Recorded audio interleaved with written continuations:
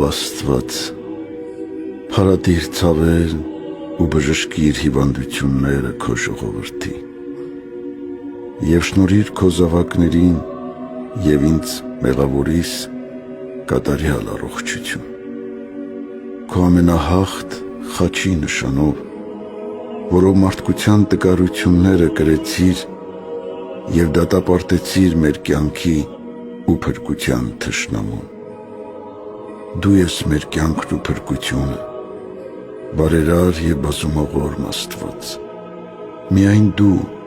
ում հայտնի են մեր կարիքները, կարող ես ներել մեր մեղքերը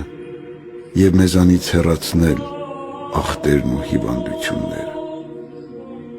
Բարիքներ պարգևող, քո առատ ողորմությունը պարգևիր քո արարածներին, յուրաքանչյուրին